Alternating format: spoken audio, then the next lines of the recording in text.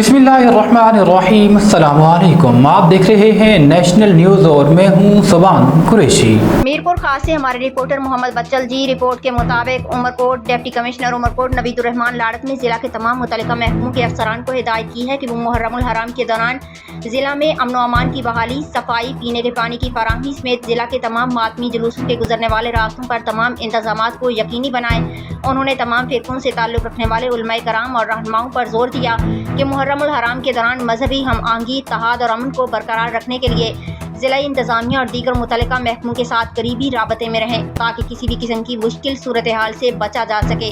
इन ख्यालात का इजहार उन्होंने डिप्टी कमिश्नर ऑफिस उमरकोट में मुहर्रमुल हराम के हवाले से किए गए इंतजामात का जायज़ा लेने के लिए एक इजलास की सदारत करते हुए किया।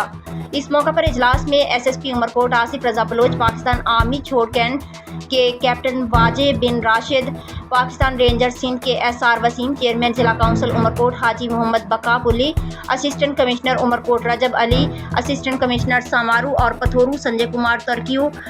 Assistant commissioner Kunri Mohammad Khan, XEN HESCO Imtiaz Ahmed Memon, XEN public health engineering Umarkot Saddam Hussain Marri, information officer Umarkot Mohammad Aslam Bhatti, EDL Harish Chandar, CMO municipal committee Syed Sajid Shah, town officer Farhan Lagari, PPHI Umarkot के इंचार्ज और दीगर मुतल्लिका महकमों के अफसरान और मुख्तलिफ मकातबे फ़िक्र से ताल्लुक़ रखने वाले उलमाए कराम ने शिरकत की। उन्होंने मज़ीद कहा कि मुहर्रमुल हराम के दौरान ज़िला उमरकोट में कुल 900 पुलिस एहलकार अपनी ड्यूटी सर अंजाम देंगे।